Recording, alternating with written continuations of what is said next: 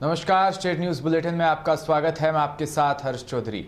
Bulletin की शुरुआत करने से पहले एक नजर बुलेटिन की अहम सुर्खियों पर। सीएम अशोक गहलोत ने उदयपुर को दी बड़ी 2 सौगात, लेक सिटी को मिलेगी सबसे अलग पहचान।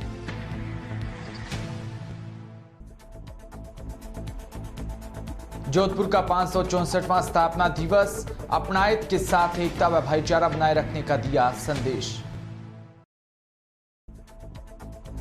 तिमरी में नरेगा संविदा कर्मियों की हड़ताल हुई तेज, जलाई आदेश की प्रतियां।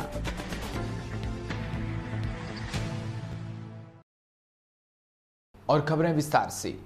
उदयपुर प्रवास पर आए प्रदेश के मुख्यमंत्री अशोक गहलोत ने उदयपुर को 2 बड़ी सौगात दे दी। सीएम गहलोत ने गुलाब बाग उद्यान में 12 करोड़ की लागत से बने बर्ड पार्क का लोकार्पण किया। साथ ही उन्होंने संभाग के सबसे बड़े एमबी हॉस्पिटल में 33 करोड़ 49 लाख रुपए की स्वास्थ्य सेवाओं का विस्तार करते हुए विभिन्न विकास कार्यों का लोकार्पण और शिलान्यास किया। सीएम गहलोत ने गुरुवार को उदयपुर वासियों को 45 करोड़ रुपए से अधिक की 2 बड़ी सौगात देंगे। इस दौरान वो 33 करोड़ 49 लाख रुपए के विकास कार्यों का लोकार्पण और 12 करोड़ रुपए के एक कार्य का शिलान्यास करेंगे।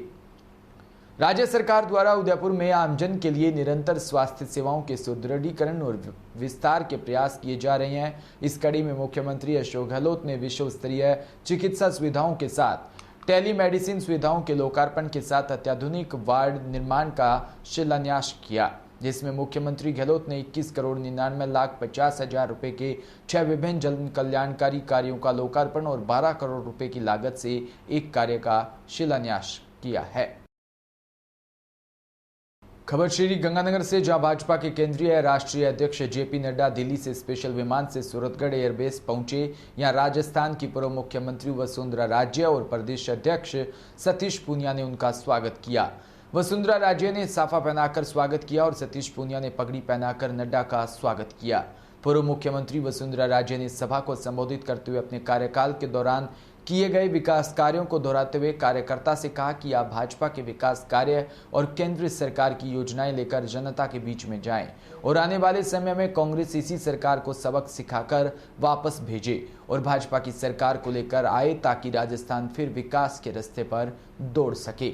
जेपी नड्डा सूरतगढ़ में बाबा रामदेव मंदिर में दर्शन करने के बाद सभा स्थल पहुंचे और वहां जाकर संबोधन शुरू करने से पहले कार्यकर्ताओं और जनता से कहा कि बाबा रामदेव के दर्शन करने के बाद आपके दर्शन करने से धन्य हो गया हूं। वहीं जेपी नड्डा ने कहा कि राजस्थान में कांग्रेस की सरकार बलात्कारी सरकार है, जिससे कार्यकाल में महिलाएं अपने आप को असुरक्षित महसूस कर रही है। प्रदेश में उनके गृह जिले में उपद्रव हो जाता है और मुख्यमंत्री अशोक गहलोत अपना जन्मदिन मनाने में व्यस्त रहते हैं। निश्चित तौर पर पार्टी को नई दिशा देने का काम करेगा। भारतीय जनता पार्टी कार्यकर्ता आधारित पार्टी है और हमारे कार्यकर्ताओं में सबसे दायित्ववान अगर कोई कार्यकर्ता है तो हमारी बूथ कमेटी का अध्यक्ष आज वो संदेश लेकर जाएंगे। और चूंकि हम एक सिद्धांत, एक मिशन के साथ जुड़े हुए लोग हैं, इसलिए हमारा संगठन हमेशा सक्रिय रहता है, काम करता है। चाहे वह कोरोना की बीमारी में नर में नारायण को देखकर की गई सेवा हो और चाहे जनता की आवाज़ बनने का काम हो। आज बीकानेर जिले से हमारे बूथ कमेटी के लोग एक झंडे के नीचे आकर बैठेंगे, हम बात करेंगे, आगे की रणनीति बनाएंगे और आने वाले समय में इस कुशासन को उखाड़ फेंकने में सबसे बड़ा जो हमारा खंदक की लड़ाई में जाबाज कार्यकर्ता होगा उसका आज सम्मेलन। एक प्रचंड गर्मी है और प्रचंड गर्मी की परवाह नहीं करते हुए आप देख रहे हैं आज इतनी बड़ी गर्मी है, 46 डिग्री का तापमान को छू रहा है तापमान। आज पशु भी बाहर नहीं निकलते, उसके बीच में हमारा कार्यकर्ता ढाणी से निकला है, गांव से निकला है, 300 किलोमीटर सफ़र करके यहाँ आ रहा है। यही तो पार्टी के प्रति प्रतिबद्धता है। जी सर, एक जैसे कि किसान आंदोलन जो था वो गंगानगर, देखिए किसान आंदोलन की हवा पूर्णतः निकल चुकी है। लोगों को भ्रम जाल में फंसाने के लिए कोशिश की गई थी, वो भ्रम जाल टूट गया है। लोग समझ गए हैं कि वैकल्पिक बिल के नाम पर जिस प्रकार की राजनीति की गई अब उसकी कलई खुल गई है और इसीलिए आप देख रहे हो कि आज इतनी बड़ी संख्या में उन्हीं गांवों से जहां किसान आंदोलन की गिरफ्त में जो गांव थे वहां से निकलकर लोग आ जा रहे हैं। सर, आप पार्टी की तरफ कांग्रेस और आप पार्टी का राजस्थान में कोई स्कोप नहीं है। राजस्थान में 2 पार्टी सिस्टम है, तीसरी पार्टी का उदय होना राजस्थान में असंभव प्रतीत होता है। Thank you. जी भाई साहब, ठीक हो। सर काफ़ी प्रचंड गर्मी के अंदर आप करवा रहे हैं प्रोग्राम की, कैसा? बीजेपी का आगाज प्रचंडता में ही हुआ है, क्योंकि प्रतिकूलता में जनसंघ बना, उसी प्रतिकूल परिस्थितियों से आगे बढ़कर भारतीय जनता पार्टी और संघर्ष से ये मुकाम हासिल किया है 303 से 303 का। तो बीकानेर संभाग जो राजस्थान का उत्तरी हिस्सा है, वहाँ से आज एक राष्ट्रीय अध्यक्ष जी की अगुवाई में एक आगाज होगा जो 2023 में सत्ता परिवर्तन का कारक भी बनेगा और पार्टी को राजस्थान में अजय बनाने के लिए इस सम्मेलन की बड़ी भूमिका रहेगी। ये सारे वो लोग हैं जो धरातल से जुड़े हैं, पार्टी के एम्बेसडर हैं, पार्टी की रीति नीति और रचनात्मकता को नीचे तक ले जाते हैं, पार्टी के लिए आंदोलन खड़ा करते हैं। और ये जो लोग हैं जो संगठन को बहुत नीचे तक खड़ा करेंगे, संगठन को सशक्त बनाने में इनकी भूमिका है। पार्टी का अभियान चल रहा है एक बड़ा महत्वाकांक्षी पन्ना प्रमुखों का, जो गुजरात में सफल रहा, राजस्थान में भी उसको हम लोग यशस्वी बनाएंगे। आज नड्डा जी के आगमन से कार्यकर्ताओं में ऊर्जा भी है, मनोबल का संचार होगा और निश्चित रूप से बीकानेर संभाग के कार्यकर्ताओं का ये सम्मेलन भारतीय जनता पार्टी को, राजस्थान की इकाई को नई ताकत देगा। किसानों के लिए क्या करते हैं सर? काफ़ी देखिए, मुझे लगता है कि देश की राजनीति में 75 वर्षों के इस आज़ादी के कालखंड में 55 वर्ष तक कांग्रेस को शासन करने का मौका मिला। किसानों के लिए सबसे पहले लोक कल्याण का काम वाजपेयी जी ने किसान क्रेडिट कार्ड से किया, प्रधानमंत्री फसल बीमा योजना से किया, प्रधानमंत्री ग्राम सड़क योजना से किया। आज भी जो छोटा किसान है उसको संबल देने का काम मोदी जी के नेतृत्व में प्रधानमंत्री किसान सम्मान निधि के जरिए होता है, जिसमें 11 करोड़ से भी ऊपर किसानों को 1,80,000 करोड़ रुपए का ट्रांसफर हुआ है। कुल मिलाकर जो किसानों के लिए, आज मैं गंगानगर के किसानों से रूबरू होता हूँ, वो खुद बताते हैं कि नरमा की कीमत 5500 रुपये थी, आज 12,000 बिकता है, सरसों 7,000 से ऊपर बिकती है, जौ का भाव बढ़ा। तो जितनी हमारी किसानों की फसलें थी, इस क्षेत्र के लोगों में एक अतिरिक्त खुशी है।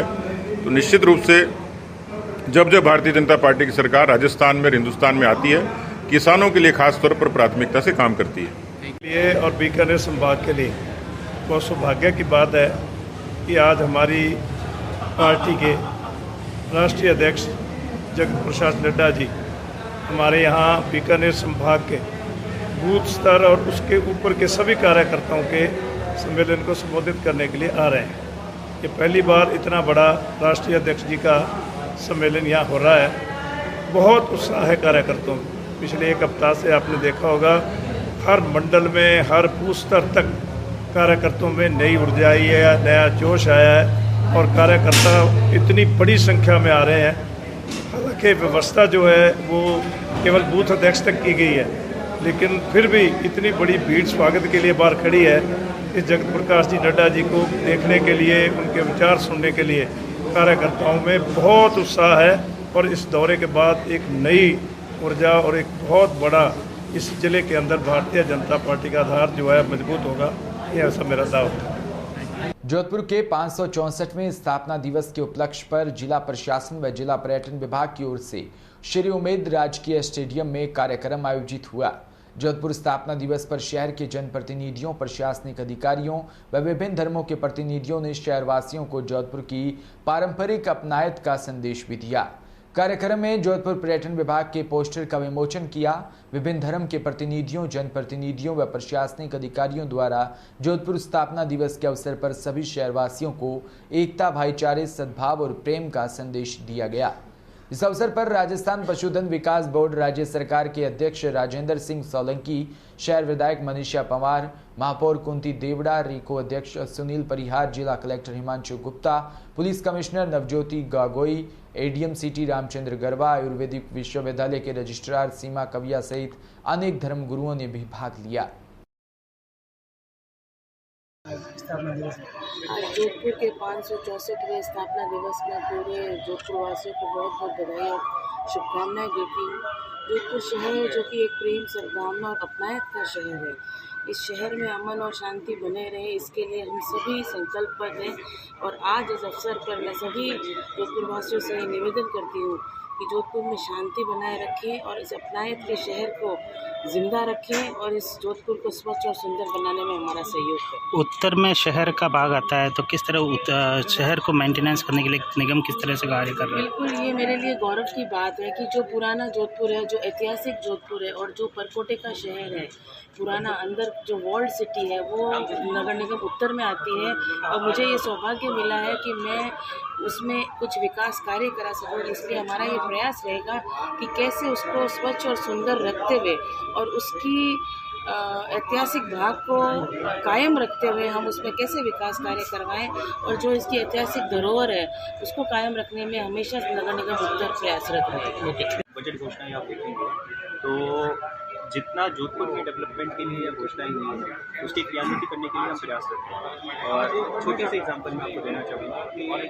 जोधपुर एकमात्र शायद पूरे भारतवर्ष में ऐसा जिला होगा या ऐसा शहर होगा जिसमें IIT भी है, NLU भी है, एम्स भी है, NIFT भी है और आप जितने पुलिस अकेडमी है, आयुर्वेद यूनिवर्सिटी है, जितने आप बड़े बड़े इंस्टीट्यूशन देखेंगे वो जोधपुर में।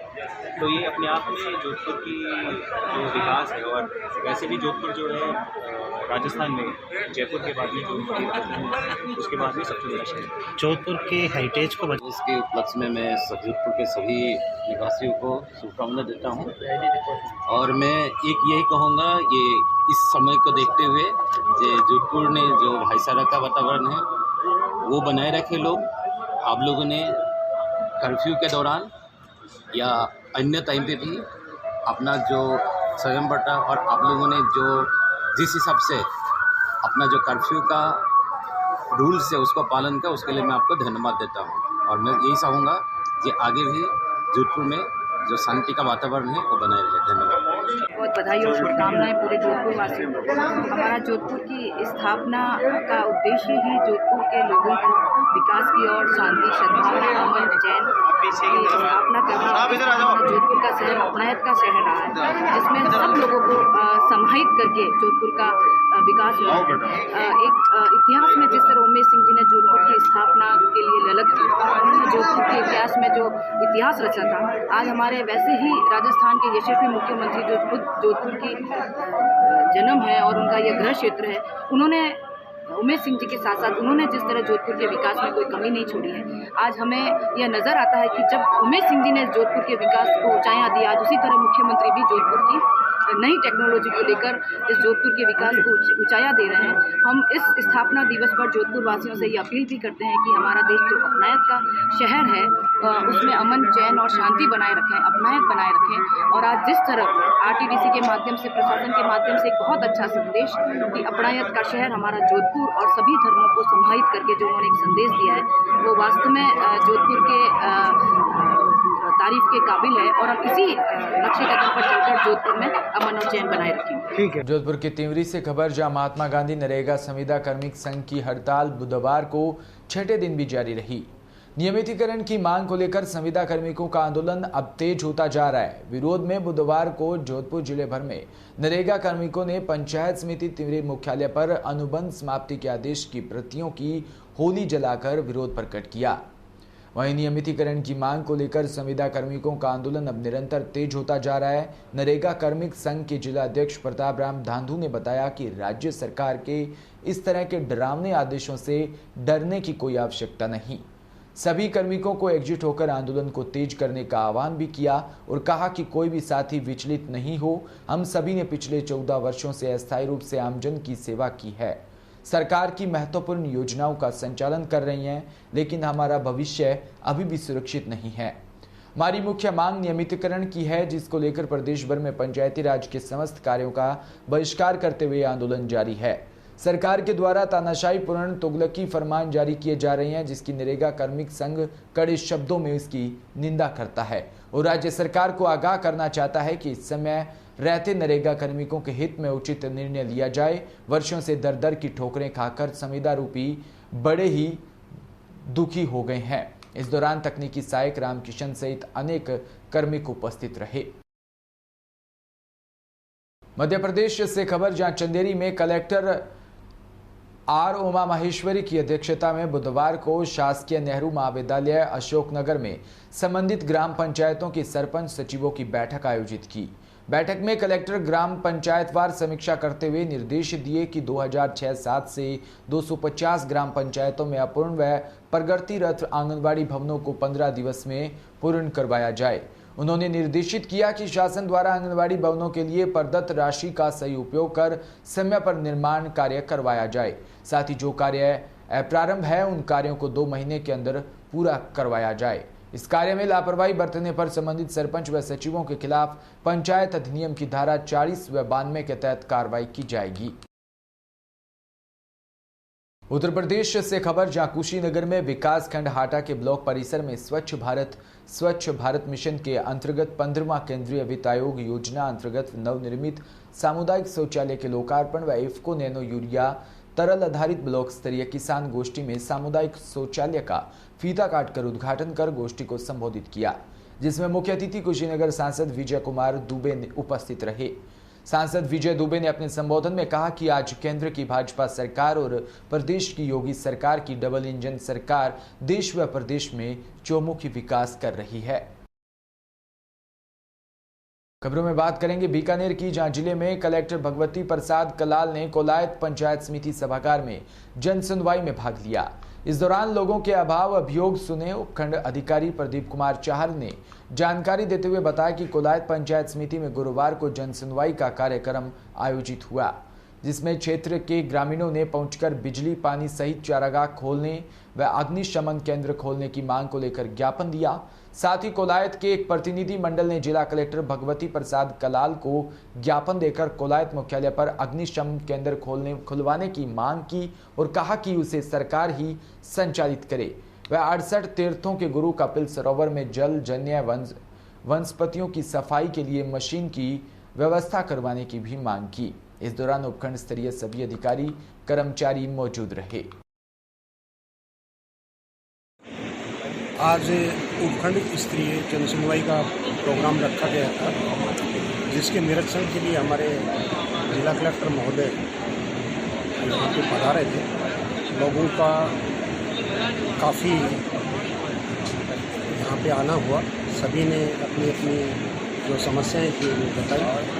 मुख्य रूप से जो समस्या के बारे में बताया गया श्रीमान जिला कलेक्टर महोदय को, वो अग्निशमन सेवा के लिए था, जिसके लिए सामूहिक रूप से और इंडिविजुअली लोगों ने ज्ञापन दिए, जिसके लिए कलेक्टर साहब ने ये आश्वासन दिया कि इसके लिए आगे कार्रवाई की जाएगी।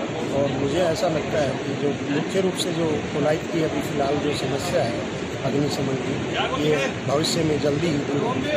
खबर रावला मंडी से, जहां लोगों में एक उम्मीद जगी थी कि बिजली आपूर्ति की स्थिति सुधरेगी, लेकिन अभी तक ऐसा कुछ होता नहीं दिख रहा है। शहर के कई मोहल्ले और उससे सटे ग्रामीण इलाकों में तो लो वोल्टेज की समस्या विकराल रूप लेती जा रही है। आनंदगढ़ जीएसएस में कम वोल्टेज से परेशान ग्रामीणों व आम आदमी पार्टी के कार्यकर्ताओं ने वोल्टेज बढ़ाने की मांग को लेकर गुरुवार को तहसील परिसर के बाहर प्रदर्शन किया व तहसीलदार के नाम ज्ञापन सौंपा। विद्युत निगम की ओर से वोल्टेज कम करने से ग्रामीण इलाके में मोटर आए दिन फूंक रही है, घरेलू उपकरण जल रहे हैं। इस मौके पर आरोप भी लगाते हुए बताया कि ग्रामीणों के साथ बिजली विभाग सौतेला व्यवहार कर रहा है। बिजली निगम की ओर से ग्रामीण इलाके की समस्या का समाधान नहीं करने के विरोध में किसान ग्रामीणों ने तहसील के बाहर प्रदर्शन किया। वहीं चेतावनी दी कि शीघ्र ही समस्या का समाधान नहीं हुआ तो आंदोलन किया जाएगा। इस मौके पर आम आदमी पार्टी राजू जाट, अशोक नायक, ताराचंद गुरु सेवक इत्यादि ग्रामीण उपस्थित रहे। बिजली विभाग लगातार रावड़ा क्षेत्र के अंदर गांवों के साथ सौतेला व्यवहार कर रही है। ये बिल्कुल नहीं चलेगा। इसका अंजाम बिजली विभाग और स्थानीय प्रशासन को भुगतना पड़ेगा। आज हमने तहसीलदार जी को ज्ञापन दिया है। अगर इस ज्ञापन पे इन्होंने सुनवाई या ध्यान नहीं दिया तो आगामी हमारी रणनीति है जो ये रहेगी कि हम इसके ऊपर तहसील के ऊपर धरना लगाएंगे। इसी के साथ इस बुलेटिन में इतना ही, और तमाम खबरों के लिए आप हमारी वेबसाइट www.dpknewsindia.com पर भी लॉगिन कर सकते हैं। इसके अलावा आप हमें जियो टीवी और MX प्लेयर पर लाइव देख सकते हैं। नमस्कार।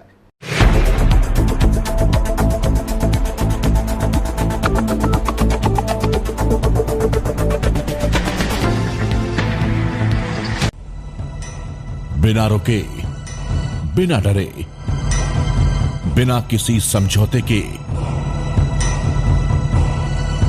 जारी है हमारी सफलता की यात्रा।